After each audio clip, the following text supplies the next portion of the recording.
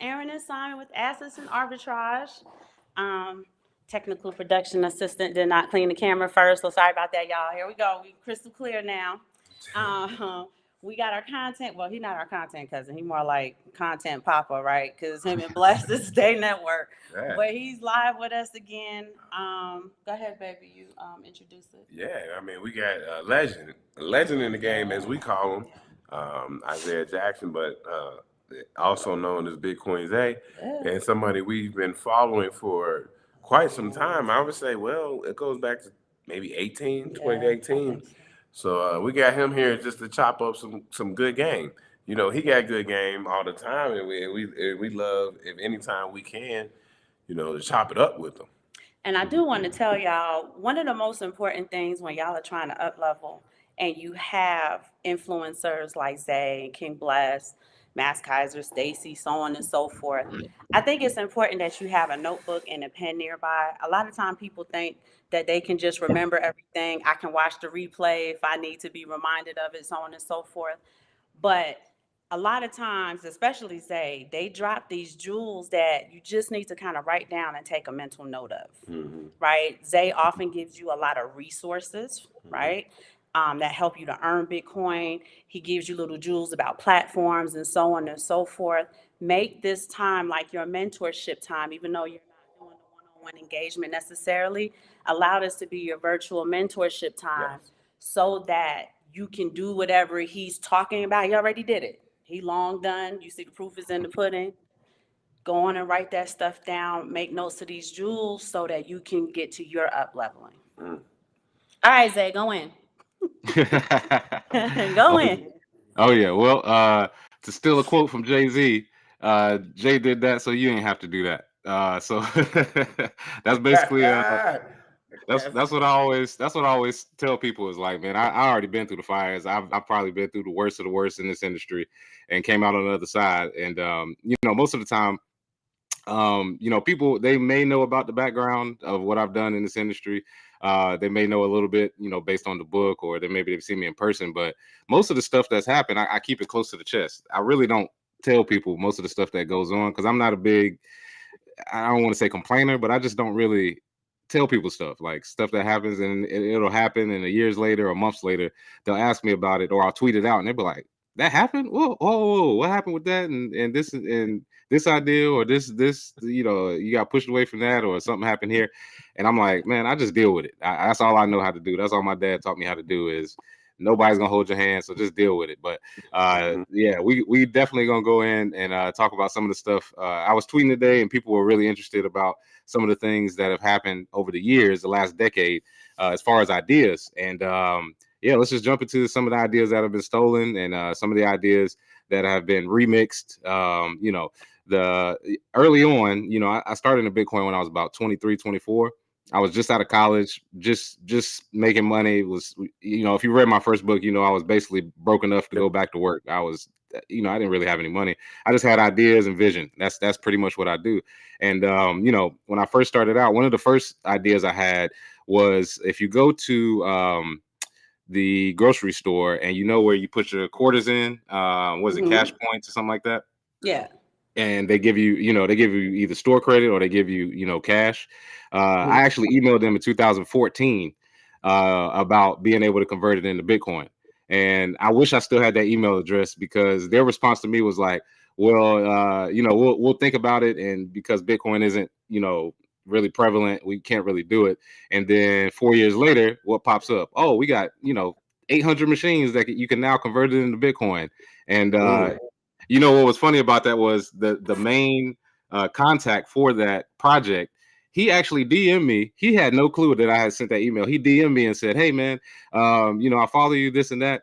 And it would be great if you could, tell your people about the Cash Points project. And I was like, bro, I came up with that. And then he was like, what do you mean? I was like, well, look at God. I was like, 4 years ago, I came up with that shit, and they told me they couldn't do it. And then here you go, 4 years later, they're doing it. And I couldn't find it. I was searching for days looking for that old email address and login. I couldn't find it. But he basically just stopped DMing me. I think he blocked me. because he started realizing. I was like, yeah, I was like, I have all the logistics. I have it written down. I had it recorded, like everything that you can do as far as UTXO management, how you can actually convert the quarters into cash and take a fee based off of that, and then being able to move it that way. And even early on, I was telling them about being able to do it via Lightning Network.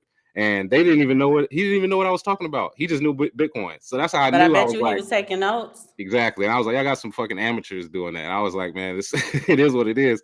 But when I came up with it, I was just, basically a kid, like just coming up with stuff. So that was like the first big idea when I realized I was like, I got something here back in the day, because I was like, I was at the way I came up with the idea was I was at my brother's house, and we needed money for food that weekend or something like that. Like we were both kind of broke, just fresh out of college.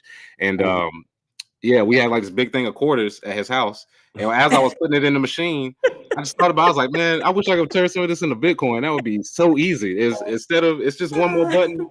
And I went home, came up with that idea, and it's hilarious to me, man, because now it's in a bunch of stores, especially out in LA.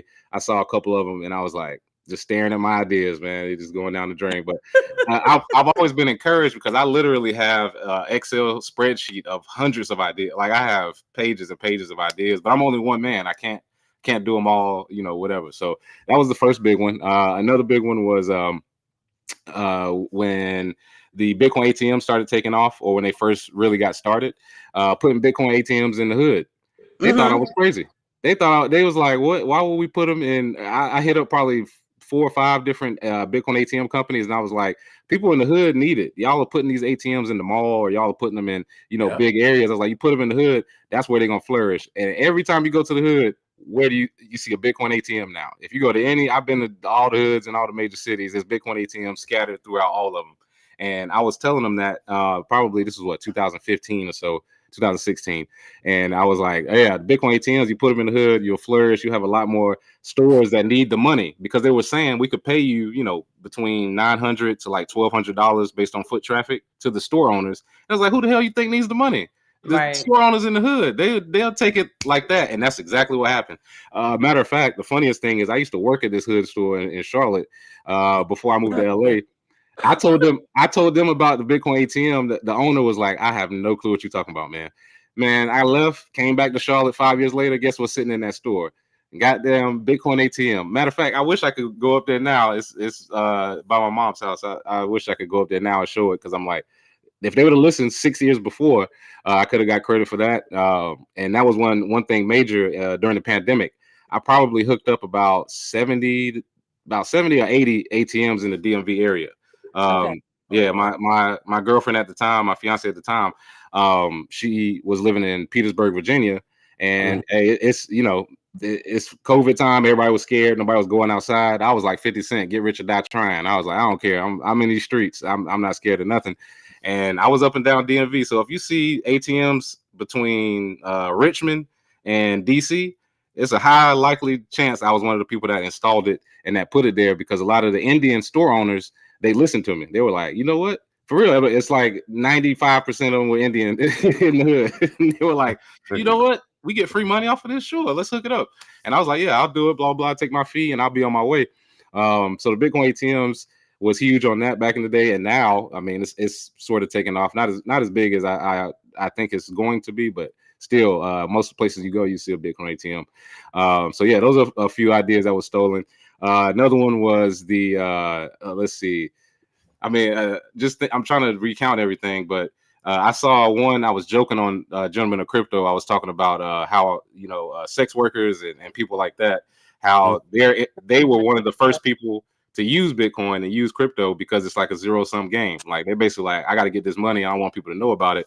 So I was joking around. I came up with NFTs, and he mentioned that on the other show, though. Remember that? Yeah. I don't think we're online yet when you mentioned it, though. Yeah, that's what I'm saying. That was like a long. About the QR scanners. Yep, that's the next one I'm gonna bring up. Yeah, that's the next one I'm gonna bring up, because I've seen how sex workers were using Bitcoin way back in like 2014.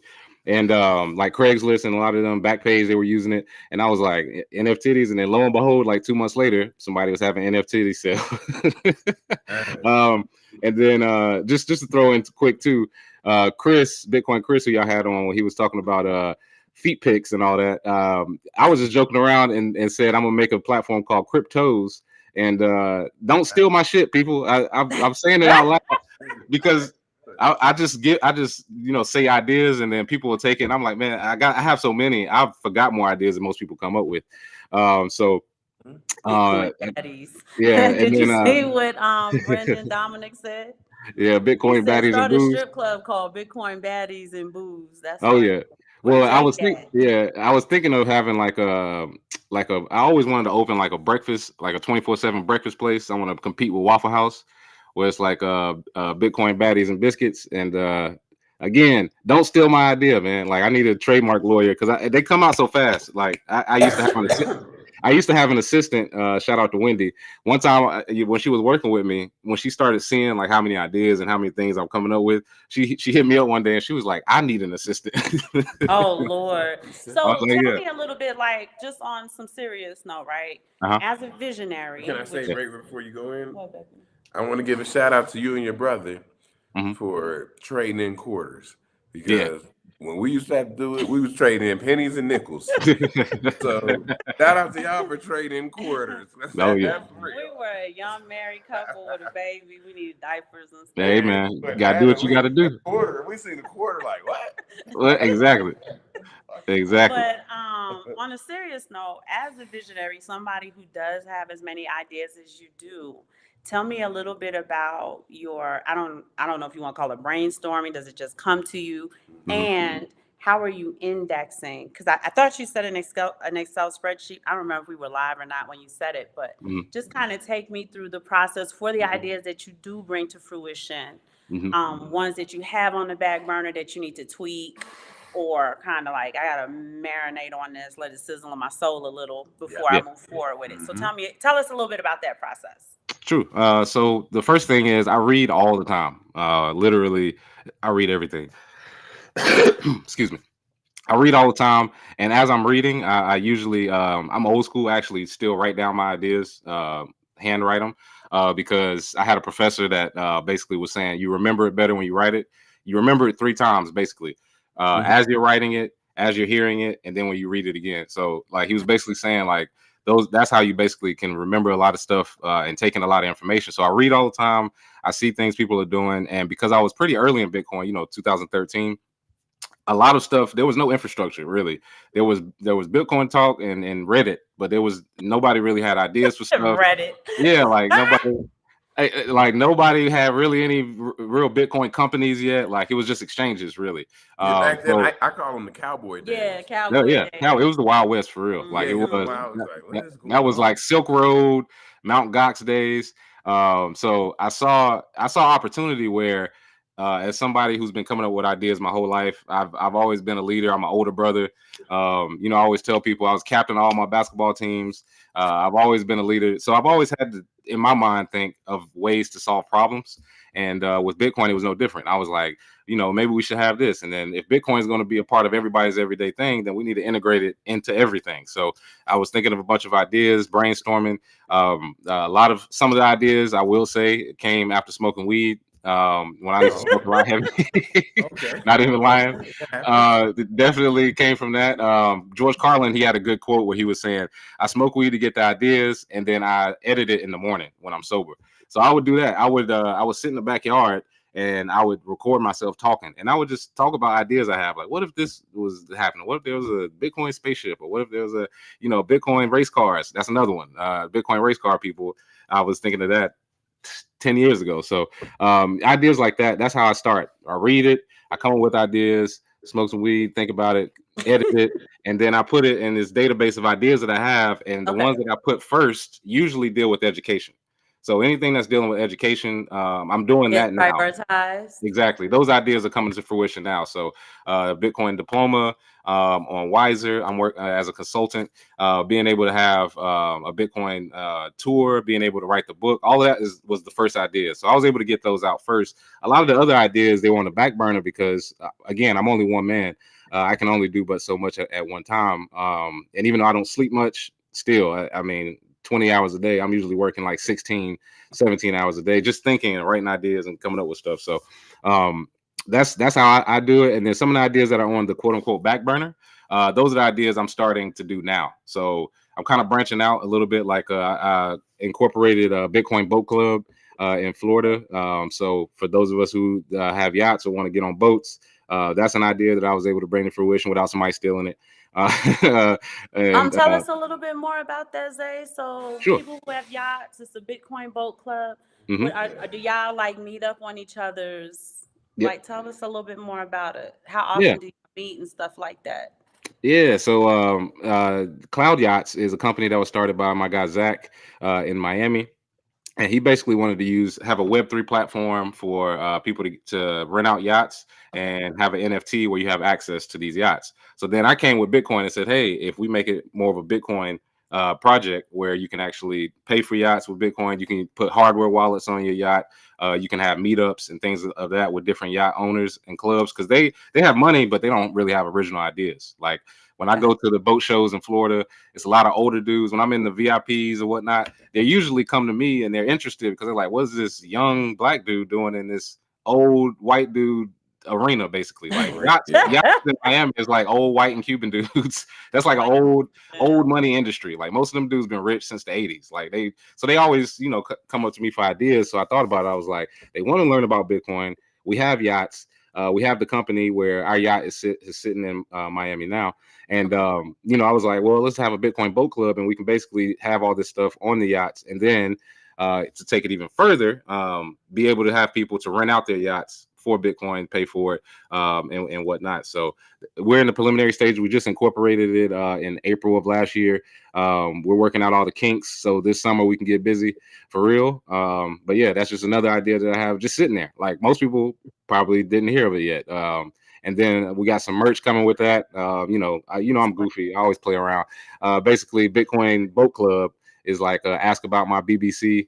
A little play on words. hey, here we go. He don't get that shirt. Yeah, that's what I'm saying. Yeah, we're gonna have the girls at the next Bitcoin conference. You're gonna see the shirts with it on there. I wish it was in Miami, but yeah, you'll see the merch from that. What I'm gonna do is I'm gonna get the shirt and I'm gonna tuck it in and put on some gray sweatpants. Yeah. He want me to punch somebody. You know the deal. Yeah, y'all want to see something? Yeah. That's what I'm saying, and that's the thing too is I don't take most of this stuff that serious. I don't take myself like that serious where I'm like, oh, I'm gonna sue everybody and trademark everything, and nobody better mess with it. Because honestly, if you need the ideas, you know what I mean, take them. You know what I mean? Like I have so many, it's like whatever, man, just take it at this point. What was I gonna say? So you mentioned the strip clubs. Back in 2016. Mm-hmm. I went to a strip club in Charlotte called Onyx, and I talked to the owner about putting QR codes on stripper heels. And this was 2016, and he looked at me like I was speaking Portuguese. He was like, "What are you talking about?" And I showed him like a prototype online. I was like, "It could look like this," and I was like, "You can use the QR codes, print them out." I was like, "If you have some sort of system where when the Bitcoin hits their wallet, you could basically have lights go off or sound, pyrotechnics, some sort of pyrotechnics. Yep, or the DJ shouted out something to basically make it like somebody paid with Bitcoin. And lo and behold, now people are talking about that, and they're like, "Hey, man, that would be tight if you could do it at strip clubs." And I'm like, "Man, y'all 8 years late. Like, god damn, like how many different?" And I tried it booby trap in Miami too, but yeah. Yeah, exactly. When you gonna fly me in? No. I got you. No, y'all don't get to play together. I'm not getting in between that. I'm only flying you in if your wife coming. That's all I'm saying. You got to come as a team. Your Siamese twin the entire time we down there. So Zay, tell me a little bit about what you think your greatest, and not if it's right, if it's still carrying this baby, but what you think your greatest idea was, and what you think your goofiest idea was. So I think the greatest idea I had was the Bitcoin Academy. Okay, and I would agree with that. I think that was the boot camp for the boys, for the exactly. kids. Yeah, the Bitcoin summer camp, that was a part of that. But see, the Bitcoin Academy, the reason that's the only one that really hurt when it got stolen is because it was like a roundabout bullshit way. Like it was. I'll tell this whole story because I've never told the whole story, and I'm gonna give you all the exclusive. Anybody that's we don't know it, yeah. So, all right. So the first time I tweeted about Bitcoin Academy was 2017. It's on Twitter. I tweeted it out today. You can see the screenshot of me talking about it. And I was developing it, but the main thing was the people I would talk to, they were always like, at the time it was big ICO market, crypto projects and all that. They always wanted to give me crypto, or they wanted to invest and be like, oh, well, you got to talk about crypto as well. And I was like, no. So I'm gonna do it myself, and that takes a little time or whatnot. So when I was pretty much ready to do it in 2022, I was tweeting about it. I had an entire pitch deck. That's on Twitter as well if you want to check it out. I had an entire pitch deck. I was going to base it in Miami. The plan was to start bottom up, start with the summer camp, start with that, then go to after school, and then teach the adults. So I had the idea, and Jack Dorsey and Jay-Z, if you saw, they started the Bitcoin Academy. If you look, they started it in June 2022. If you look at my tweets, it's February 2022. They literally stole it from me, out from under me, and they had more money to start it. I was like, cool, because they were employing the Black Bitcoin billionaires to teach it. If you look at the website, the teachers are Lamar and CJ and Bitcoin Vegan. They're all Black Bitcoin billionaires teachers, but there's one person missing. It sticks out like a sore thumb. It's me. And but you think you're missing because they stole the idea from you? No, that's a separate different thing, and I'm gonna explain whole it. Separate thing. So but you have access to Jack Dorsey? He got access to Jack. I got access to Jack, not Jay-Z. And I'm gonna explain this whole situation. So for anybody that doesn't know, Jack Dorsey actually tweeted out Bitcoin in Black America, and we did a podcast, and we did Afro Tech together back in the day. So Jack has always been a supporter, and when him and Jay-Z wanted to do the Bitcoin Academy, they notified Black Bitcoin billionaires. They wanted us to teach. However, before they came out with it in June, in April, I tweeted out, I was in Miami. I was on the beach, chilling, having a good time, and I just tweeted out something I thought was funny. I basically said, that Kamala Harris was a hoe who fucked her way to the top, and they they got that was the tweet. And then I also tweeted, man, come on, Zay, that's a tough tweet. Hey, that's a tough tweet. I was laughing when I tweeted it. I wasn't mad. They thought I was mad or something. And then also I said something that I would never let anybody transgender teach my daughter.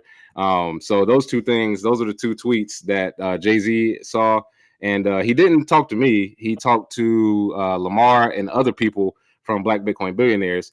And he told them that I couldn't be, they weren't going to do it if I wasn't in the project. So Lamar talked to me and he was like, hey, if you're a part of it, you can still do it, but we, it's kind of leaving us in the cold. So I was like, oh, no, y'all go ahead and do it. I'm fine. Like, I don't need to be a part of it. So that's the politics aspect of it, where it was like, you either get rid of him or we're not doing it at all with you guys. We'll just get other teachers.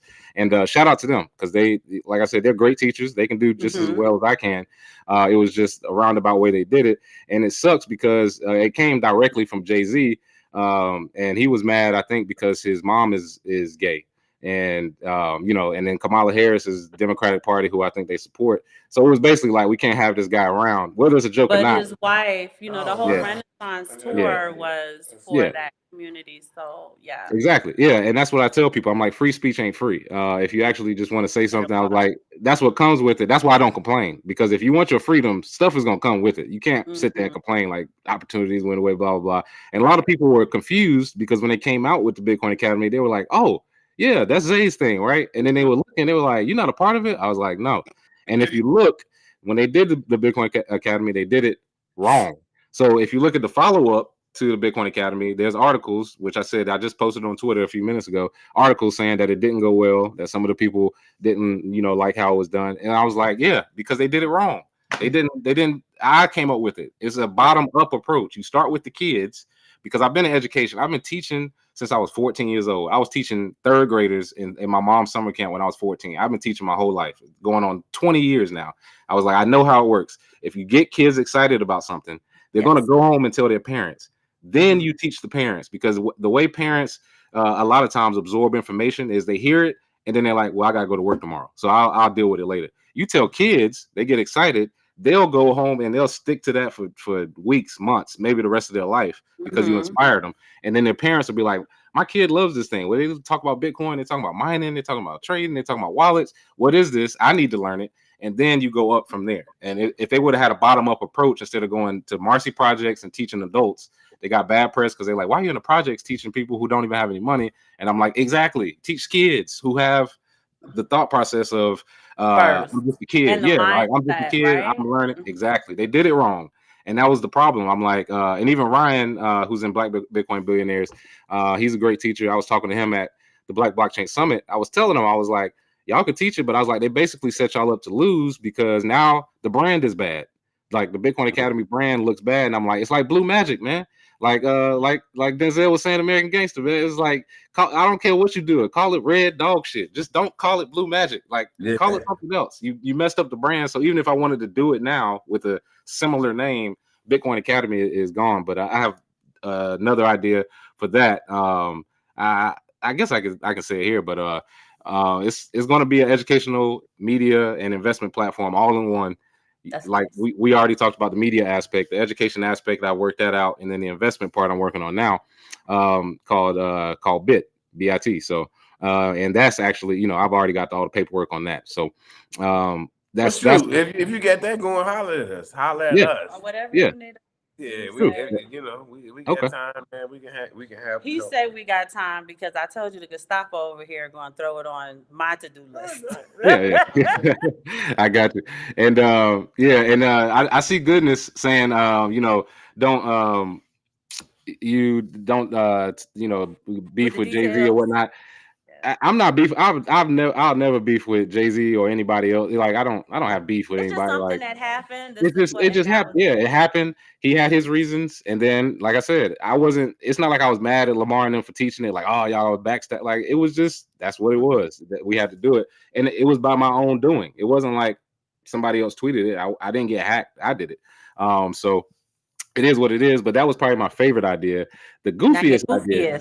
The goofiest idea is easily the QR codes and the NFTs. That was, like I said, it was just playing around, just saying it off the cuff. But the aspect of putting QR codes on stripper heels is something that I've seen people come up with or say it, and then when they realize I already came up with it, they kind of back off because I'm like, yeah, I've already talked to like 5 or 6 strip clubs, and they actually I think they realize it's you, right? Yeah. Just like when you talked about the Coinstar thing, Yeah. dude stopped DMing you because if he went back in his notes or whatever, or went back to that original email that gave him the idea to do it, like, oh shit, I'm talking to the person that came up with it. And that's and just to say out there for the family, this is somebody who bought some NFTs from Tory Lanez.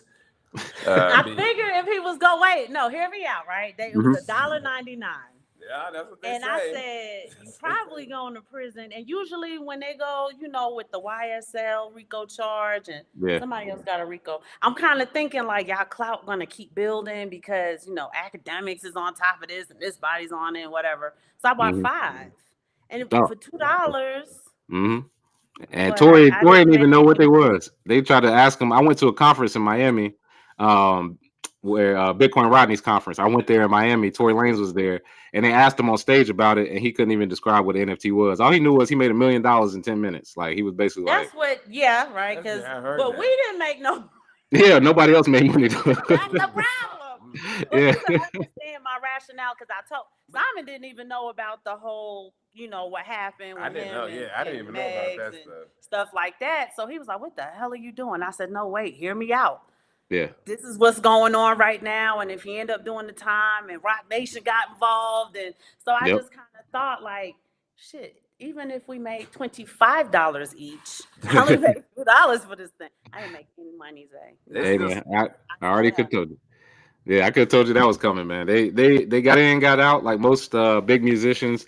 They used it for the money, and then they got out of it. And it is what it is. That's the business. But it is hilarious. With the QR codes, there's a few strip clubs. I have friends that are strippers that are around the country. Because I do frequent a good amount to go watch NBA games. Like people that know me, whenever we hang out, they always like, yeah, for real. Like people always. I got this from my old CEO. When I used to work for the law firm doing IT, he used to take all his business partners to the strip club that was right across the street, like right there. Yeah. And he took me there for lunch one time with one of their clients, and I asked him, I was like, "Why you always bring them to the strip club?" And he was like, for one, they got amazing food. He was like, I love strip club food. He said for 2, he was like, whenever it comes down to doing business, it's like a marriage. If we're going to be partnered up for years and years and years, you got to have somebody you can hang out with. And he was like, I don't want no and he was white. He was like, man, I don't want no lame ass people hanging out. He was like, because if all things are equal, if they have the same statistics and stats as somebody else, take the guy that you can hang out with. And that's what I've done. I've done that a lot. I've taken people that I work with, camera people and designers and assistants and people. I bring them to the strip club. I'm like, hey, if we can have fun together, we got to understand we're going to work really hard. Let me explain that to you. I've been working 12, 14-hour days for a decade now. We're going to work really hard, but when I relax, that's where I go. And for most people, they're like, oh, why would you go to a strip club to go see women? And I'm like, bro, strippers are like 7th on the list, man. I don't even 7th on that list. Yeah, they're like, I don't even go there. Like number one, you can eat, the food is always amazing. Number 2, the drinks are stronger because they're trying to get you to spend more money. So you actually spend less because you don't have to drink as much. For 3, I go to watch NBA games and it's no bar people yelling in your ear and bar people. It's just beautiful women walking around. It's not nobody bothering you. You can smoke inside. That's another one.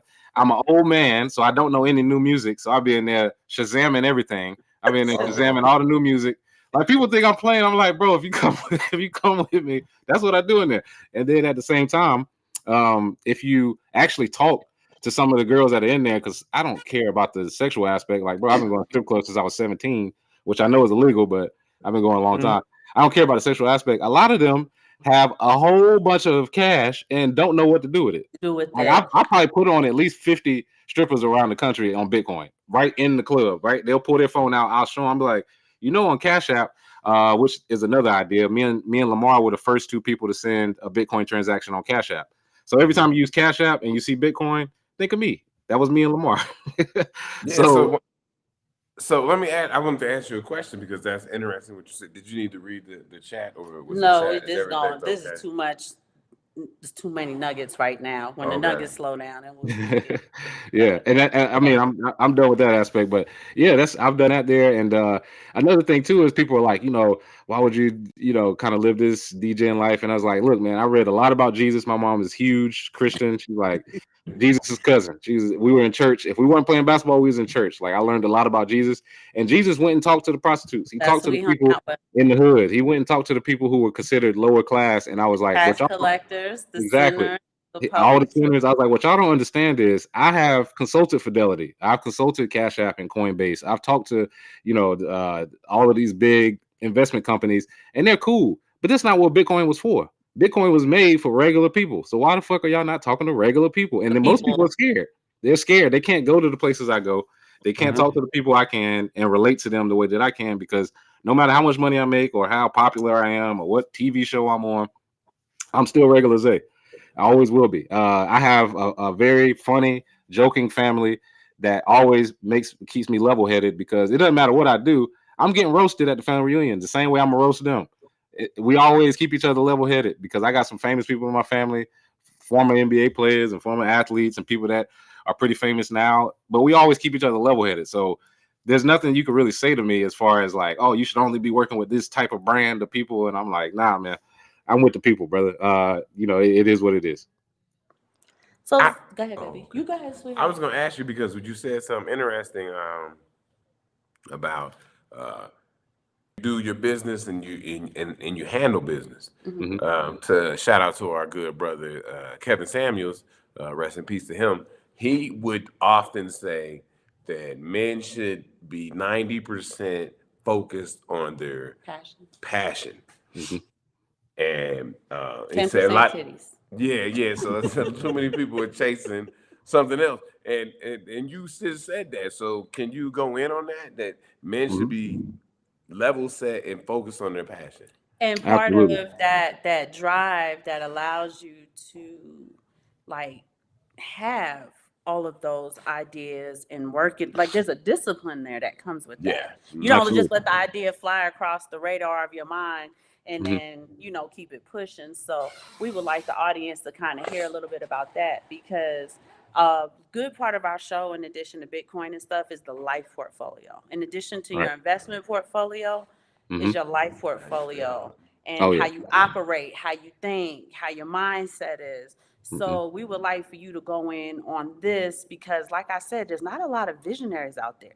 People think, you read this great book, Zay is on, your YouTube feed right now and so on and so forth. But your average person If they had vision, they wouldn't be stuck at that 9 to 5 that they hate. They wouldn't be just over broke. They wouldn't, you know Yeah. what I'm saying? So talk a little bit about that for us. Oh yeah. So first, yeah, rest in peace to Kevin Samuels. That was definitely good advice. I was lucky enough to have a father and uncles who were just like him, which is I was surprised the the feedback he got, because I was like, I've been hearing that my whole life. So they've always told me that. They was like, if you work hard, like basically, there's three things you can do as a man that they taught me that nobody can take away from you. They were like, first of all, you can teach yourself. Always teach yourself. Learn something every day. Work out. You can always be in shape. Nobody can take that from you. And then you can always work hard at your passion or at a job. Anything you do, work hard at it. If you're at McDonald's, work hard at it, because people love hard work. Those are three things any man, young man can do that nobody can stop you. Right. So and with that being said, the 90% you're talking about is that I was lucky enough to find what I want to do for the rest of my life at 24 years old, 23 That's years old. I found it early, so it doesn't feel like work. So it's not like, people are saying, "Well, you always work," and my mom is always worried about me, like, "You work so much and you don't sleep much," and I'm like, "Because I'm doing what I love." It's like I don't even like sleeping because I'm like I'm excited when I wake up. Like, man, I love doing it. I love what I'm doing. I love teaching people. I love seeing the light bulb go off. I love Bitcoin as a technology. I love the future of where it's going. Yeah. Excuse me. And one of the main things is what they taught me with the 90% is if you are on your path, if you're following your passion, women will chase you. You don't even have to look for them. They're serious. Shut Come up. on, Shut come up. on, dog. Shut That's up. that's literally what they said. If Listen you up if you on are them. doing, hey, you already know it. Like I said, you got the ring for a reason. It's like if you actually chase your passion, if you are basically listening to your friends and family and what God is telling you, and you focus, women will chase you. And at first, I used to be like, yeah, I understand that, but I still want to talk to the girl. And then when I got to college, I took their advice. And this is the thing, like this isn't new for me. When I was in college, my freshman year, I was working. I was doing at Auto Bill. I was washing cars. I was writing people's papers for $100 a piece. I was throwing parties. I wasn't even old enough to go to the club, so I started throwing house parties, and got really popular that way, and got popular with some of the frats. So I was throwing parties. I was having spades tournaments. I was sponsoring, and I was winning them. That's the thing. I was sponsoring them, and I would win them. And I was selling weed, the little bit of weed I had.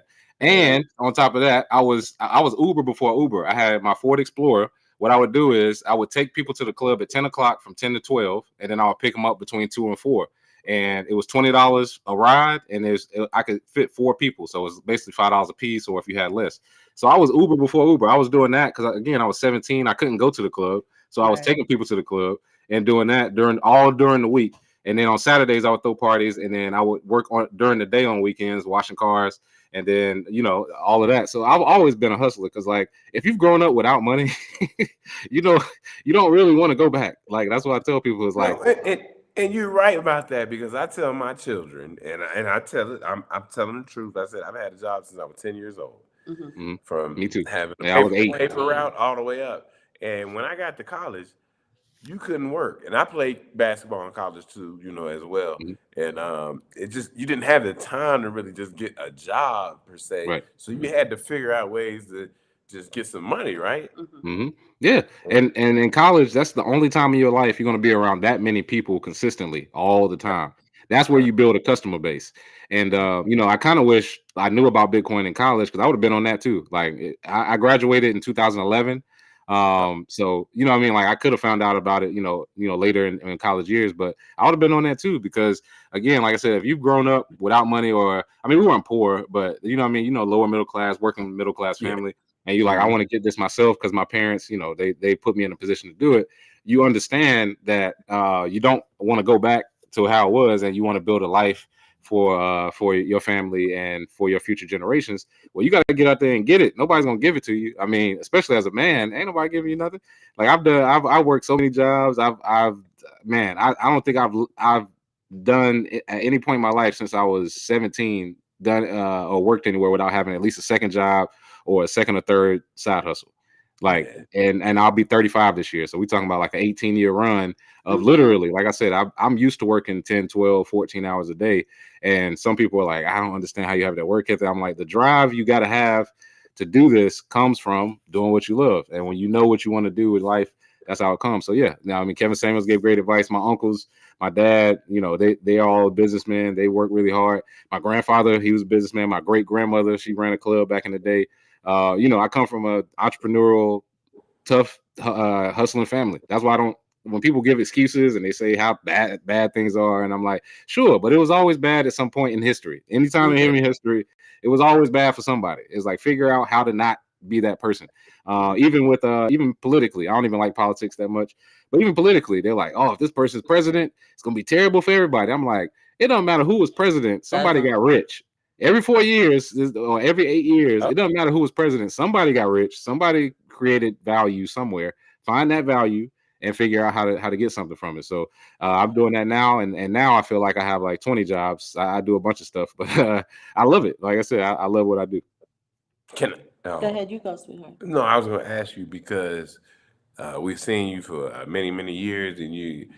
I don't know. I don't call you a Bitcoin celebrity, but everybody know you, and like you said, everybody's reaching out. You got 20 jobs. How does that feel? Is that like a weight that you're like, man, this is too much, or you're like, I just got to do what I got to do? Ah, man, I feel like a Jamaican, baby. We out here getting it. All right. Shout out my Jamaican brothers Shout out in to Miami. Jamaican. Because it's not, like I said, it's not a job. It's like stuff I like to do. Like for instance, like for one, we got the Gentleman of Crypto. I do that every day. I'm consulting with Wiser. I do that as well. Setting up the Bitcoin Summer Camp. Setting up Bitcoin in Black America tour. Writing the Bitcoin in Black America book. Even right now, to fund the tour, I have Bitcoin trading cards right here. Which would be good if you can see it. I like These are Bitcoin. Matter of fact, I opened one of the packs. You can see some. I was just gonna ask. Yeah, I partnered with Bitcoin trading cards. They got different cards like government, where it explains government. FUD. Are they like the Illuminati cards? Sort of, yeah. And then they got like dollar cost average, freedom, That's what they look like. Lightning Network. Yep. Card. And gold standard. And the thing is, I'm gonna have my own personal Bitcoin and Black America cards coming later this year. So it's gonna take about 6 months to print, but this is the first iteration of it. So I just had that partnership. So that's what I'm saying. Like I'm always working. I'm always finding a way, and I'm definitely. And of course, people watching, don't steal my idea. I hate to have to say this. I'm gonna have the first Bitcoin action figure. So you'll be able to have that as well. Because nobody. That's what I'm saying. Like. It's so obvious, like he's sitting there looking like, man, somebody should have done this. I already have it. I already have the. I know. I should let you see his action figures over here in the corner. I got some because I love toys. I keep toys. And then he be fighting with the baby over the toys. But Zay, do those trading cards come with the book? Yes, they will with everybody who pre-ordered back in the day. I'm gonna give them free packs of trading cards for all those people that pre-ordered. For action figures, because I love action figures. We got yeah, that's what I'm talking about. We got He-Man. And then you got Dope. Finals Boy. Oh, I can't remember what his name was. Panthro.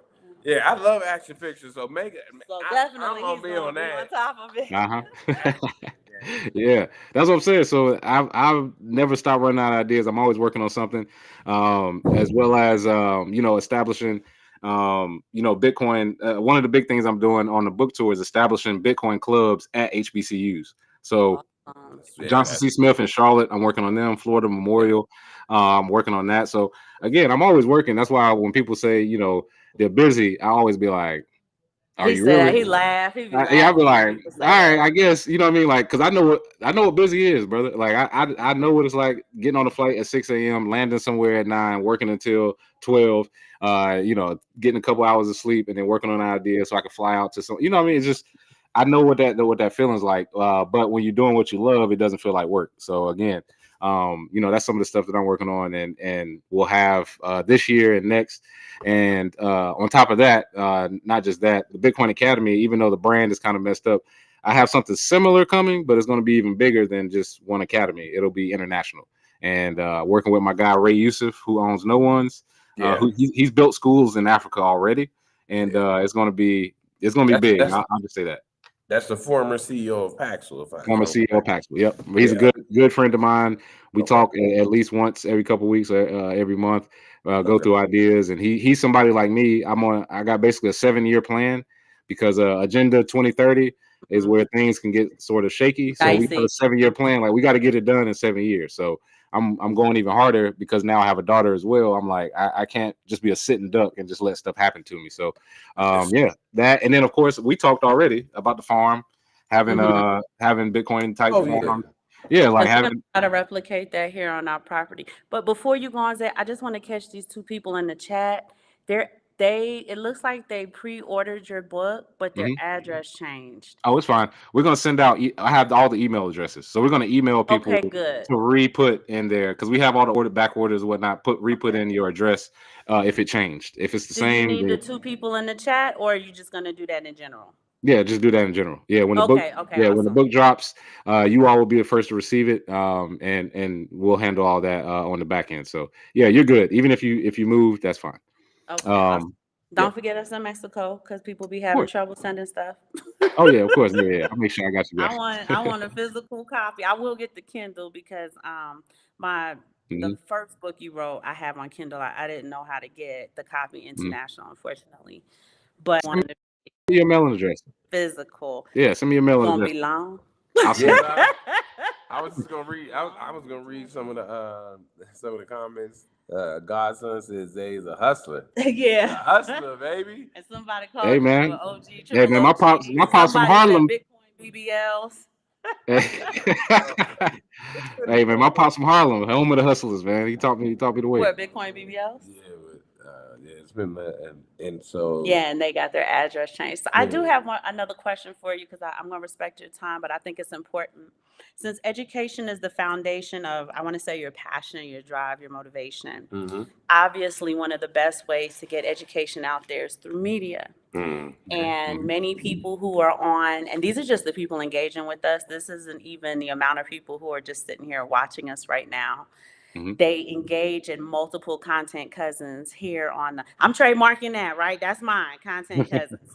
The Gotcha. content cousins here on the Gentleman of Crypto channel.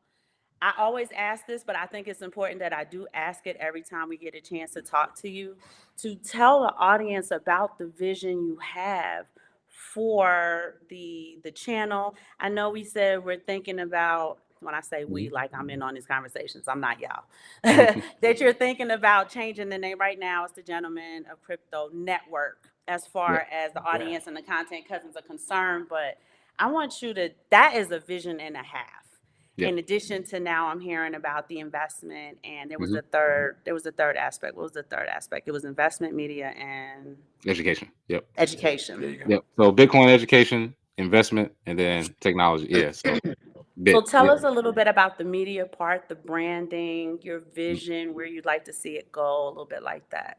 Absolutely. So, me and King, we've been in the media, or basically Bitcoin media, since 2017, and we've seen a lot of new people come. We've seen some people, who got started, and they may be bigger than us. They may have more of a crowd, but we've seen a lot of them come and go because they, kind of got into shitcoinery and lost their way or whatnot.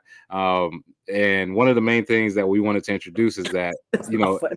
edutainment is what we're looking at, because a lot of people in the Bitcoin industry are smart, but they are boring as hell. I've watched 99% of them. They are so boring, and nobody wants to hear about it. They think Bitcoin is this crazy subject where you have to sit there and you have to talk about tech geek stuff and whatever. And like I majored in computer science, so I've been around those type of people. Really smart, wouldn't go to a party with them. That's the main thing. Is like you kind of have to be able to talk to people and make it plain, so to say. And I think me and King do the best job in the industry of doing that. So we are rebranding, as you said. TGOC platform is like the working name, but we're rebranding with the new brand name, logo, and all of that. So basically bring 24/7 news as well as our own Cointelegraph like website, so we don't have to use anybody else's with articles.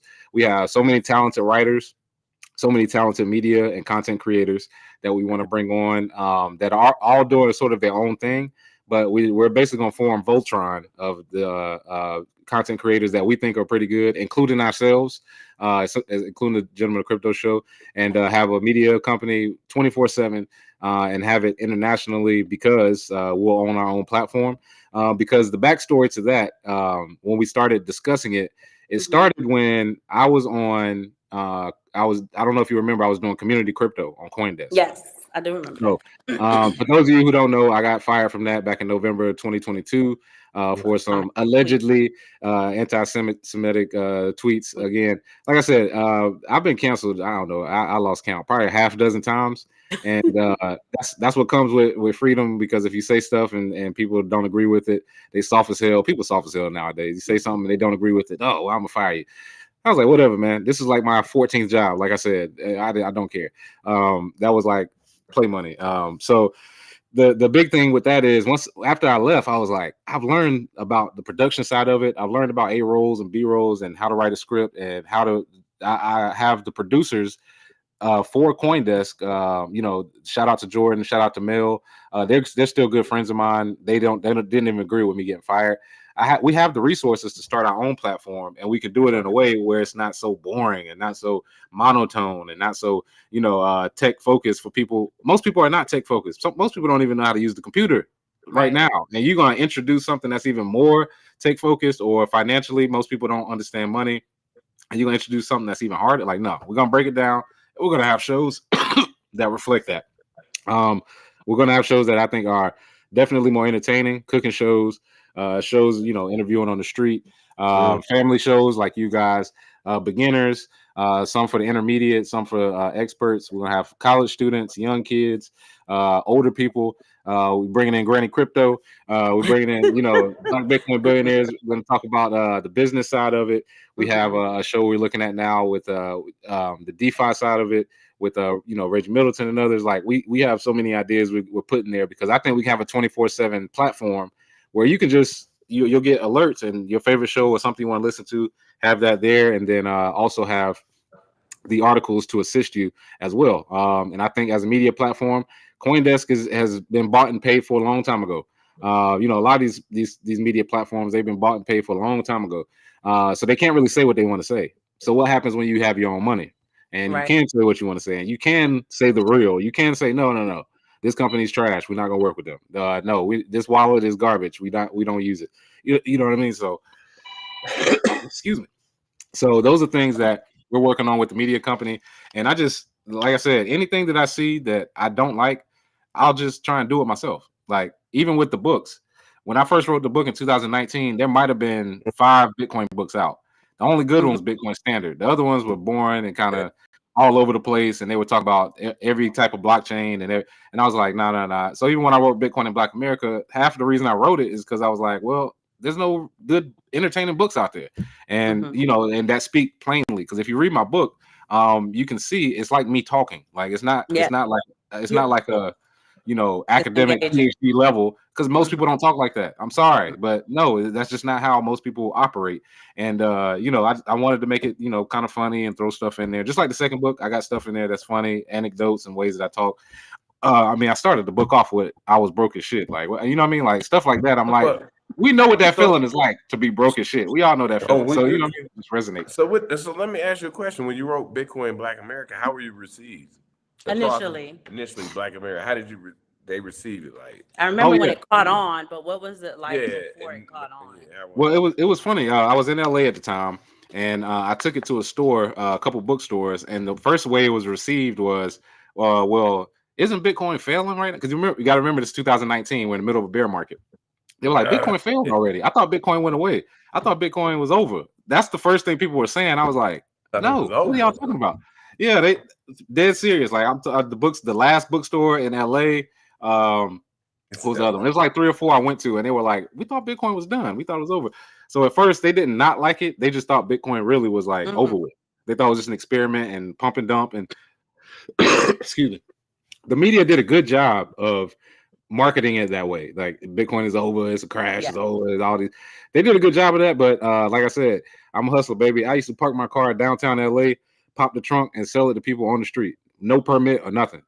Like dead ass. Like I said, I've done the hard work. So at first, most people were like, yeah, this is actually a subject people should be talking about, because when we talk about financial tyranny in the US, Black people have every reason to use Bitcoin. You know what I mean? Like at all. So at first it was people were kind of like, is this something, that's for us? And then once they started reading it and saw how easy it was, the feedback was amazing. And in 2019, when I wrote it, Black people were least likely demographically to own Bitcoin or crypto.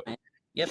Now, black people are most likely, based on Coinbase statistics of last year, most likely to own Bitcoin or crypto in America. So in four years, with my book, with Black Bitcoin Billionaire, with the work of Naja out in LA, with the work of Lamar and others, now we're the most likely to own crypto, which I'm trying to get that push towards Bitcoin, but it's a start. You know what I mean? Like we basically we got a base hit. We got a double out of that. So we're waiting on the home run, and I think once Bitcoin passes 100,000, I think that is the media push we'll need for black people to basically be like, all right, I don't care what anybody says. I'm gonna make sure Bitcoin's a part of my portfolio. I'm gonna make sure it's a part of my life.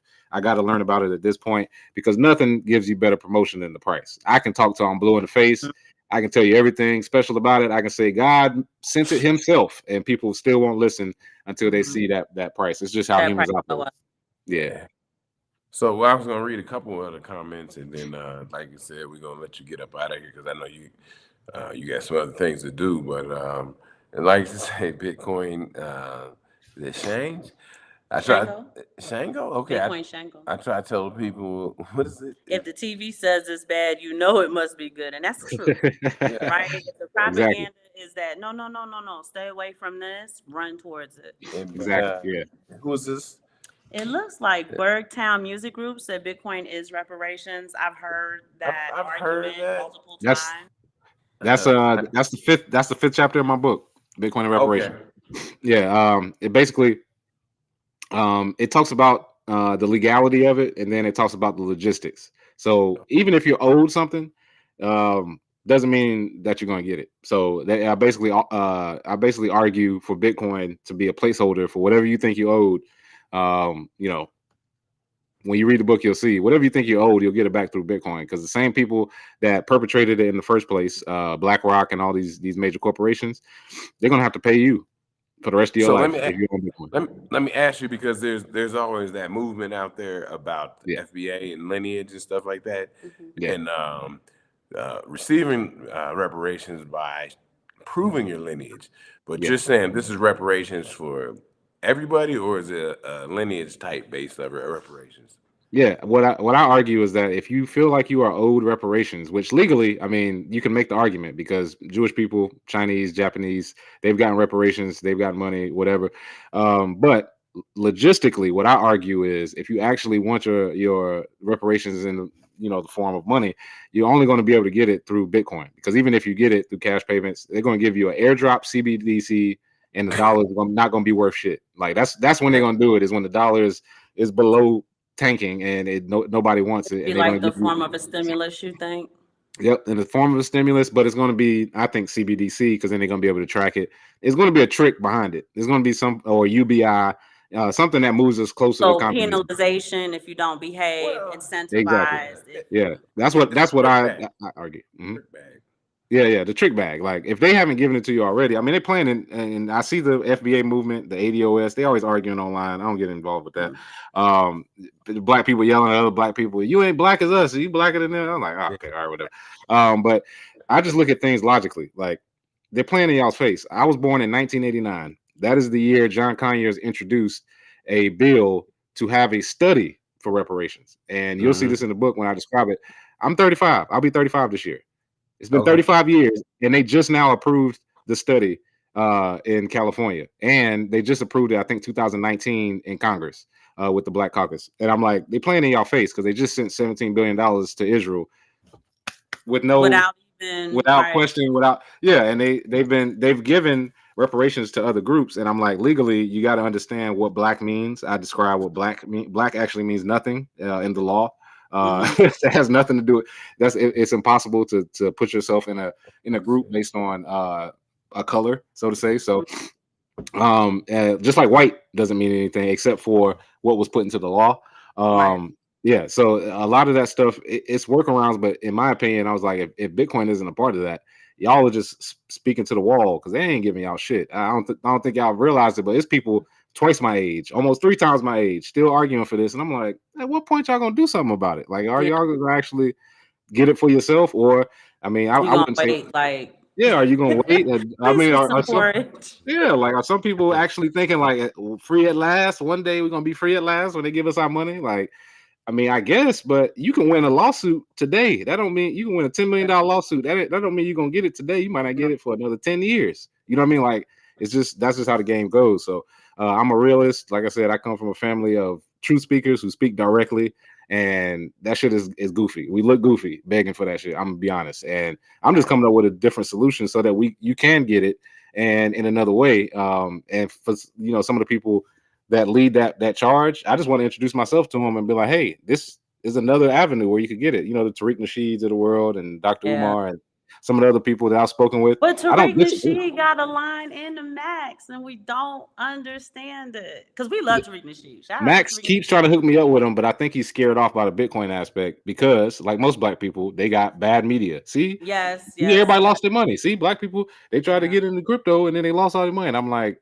yeah, because y'all were listening to these dumbasses that were promoting ICOs and every scam and BitConnect and all this other stuff. And it's funny because who was it? Somebody tweeted, they were like, Meek Mill was looking for black people in Bitcoin, and somehow he didn't find us. Somehow he didn't find black Bitcoin billionaires. He didn't find Bitcoin in Black America. I was like, because they have these financial advisors. They Like tell them like gatekeepers. gatekeepers. They tell them what to do, and this is the thing. The people who are gatekeeping, they know for sure if they got to talk to me, I'm gonna make them look stupid because you can be smart in traditional finance all you want. Bitcoin is my arena. You come over here and you don't know what you're talking about.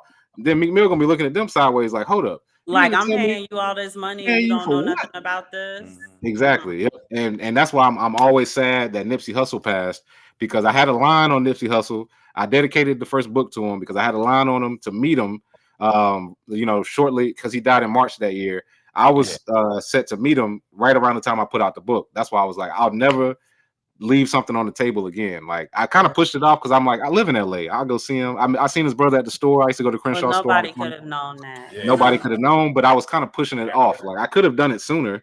I even went to the workspace they had and everything. Like, I could have done it sooner, but I was like, I'll just see him when I see him. His good friend Jamal, who I interviewed before, Jamal is who put him on it, and Jamal, I put Jamal on. So it's like he was like, well, let me meet the man. Like, and I met through his brother. But it's one of those things where I won't ever push that off again because the sense of urgency has to be there.